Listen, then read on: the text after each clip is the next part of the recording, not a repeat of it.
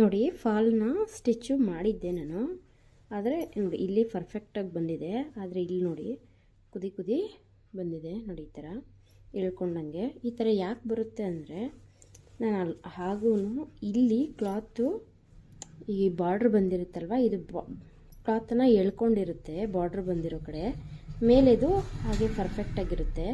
ಅದಕ್ಕೋಸ್ಕರ ಮೇಲಿನ ಬಟ್ಟೆ ಹೆಚ್ಚಿಗಿರುತ್ತೆ ಕೆಳಗಡೆಯಿಂದ. ಆದರೂ ಕೂಡ ನಾನು ನೋಡಿ ಈ ಥರ ಟಾಕ ಹಾಕ್ಕೊಂಡಿದ್ದೀನಿ ಇಲ್ಲಿಂದ ಇಲ್ಲಿವರೆಗೂ, ಬಟ್ ಸಾಕಾಗಿಲ್ಲ, ಇನ್ನೂ ಹೆಚ್ಚಿಗೆ ಹಿಡಿಬೇಕು.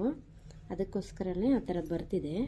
ಈಗ ನಾನೇನು ಮಾಡ್ತೀನಿ ಅಂದರೆ ನೋಡಿ ಈ ಥರ ಸ್ಟಿಚ್ ಮಾಡ್ಕೋಬೇಕು. ಆದರೆ ಇದು ಸ್ಟಿಚ್ ಮಾಡ್ಕೊಂಡಿರೋದು ಇನ್ನೂ ಸ್ವಲ್ಪ ಹೆಚ್ಚಿಗೆ ಸ್ಟಿಚ್ ಮಾಡ್ಕೋಬೇಕು. ಮತ್ತು ಇನ್ನೂ ಒಂದು ಕಡೆ 3 ಕಡೆ ಸ್ಟಿಚ್ ಮಾಡ್ಕೊಂಡಿದ್ದೀನಿ. ಒಂದು ಫಾಲ್ಗೆ 3 ಕಡೆ ಸ್ಟಿಚ್ ಮಾಡ್ಕೊಂಡಿದ್ದೀನಿ, ಆದರೂ ಪರ್ಫೆಕ್ಟ್ ಬಂದಿಲ್ಲ. ಇನ್ನೂ ಒಂದು ಕಡೆ ಸ್ಟಿಚ್ ಮಾಡಿಕೊಂಡು ಇದು ಸ್ವಲ್ಪ ಸ್ವಲ್ಪ ಸ್ಟಿಚ್ ಮಾಡಿರೋದನ್ನು ಇನ್ನೊಂದು ಸ್ವಲ್ಪ ಜಾಸ್ತಿ ಸ್ಟಿಚ್ ಮಾಡ್ಕೋಬೇಕು. ಯಾಕಂದರೆ ಬಟ್ಟೆ ಇದು ತುಂಬಾ ಕುದಿ ಬಂದಿದೆ. ಈ ಬಾರ್ಡ್ರಲ್ಲಿ ತುಂಬ ಬಟ್ಟೆ ಎಳ್ಕೊಂಡಿದೆ ನೋಡಿ. ಇಲ್ಲಿಗೂ ವೇರಿಯೇಷನ್ನು ಇದೆ, ಗೊತ್ತಾಗ್ತಿದೆ ಅಂದ್ಕೊಳ್ತೀನಿ. ಹಾಕಿದ್ಮೇಲೆ ಮತ್ತೆ ತೋರಿಸ್ತೀನಿ. ನೀಟಾಗಿರುತ್ತೆ. ಈ ಥರ ಸುಕ್ಕೇನು ಇಲ್ಲದೆ ಬರಬೇಕು ಸ್ಟಿಚ್ಚಿಂಗು, ಅದು ಪರ್ಫೆಕ್ಟು. ತೋರಿಸ್ತೀನಿ ಮತ್ತೆ.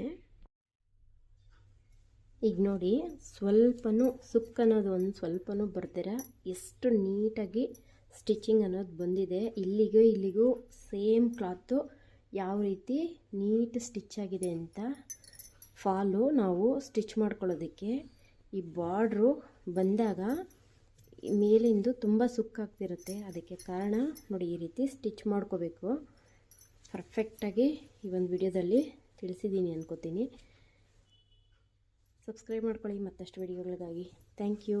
ಬೇರೆ ಯಾವ ಪ್ರಾಬ್ಲಮ್ಗಾದರೂ ಸೊಲ್ಯೂಷನ್ ಬೇಕಿದ್ದರೆ ಕಮೆಂಟಲ್ಲಿ ತಿಳಿಸಿ, ನೋಡೋಣ, ಮತ್ತಷ್ಟು ವಿಡಿಯೋಸ್ ಮಾಡೋಣ. Thank you. ನೋಡಿದ್ರಾ ಎಷ್ಟು ಪರ್ಫೆಕ್ಟಾಗಿ ಬಂದಿದೆ ಸ್ಟಿಚಿಂಗ್ ಅಂತ. Thank you for watching. Love you.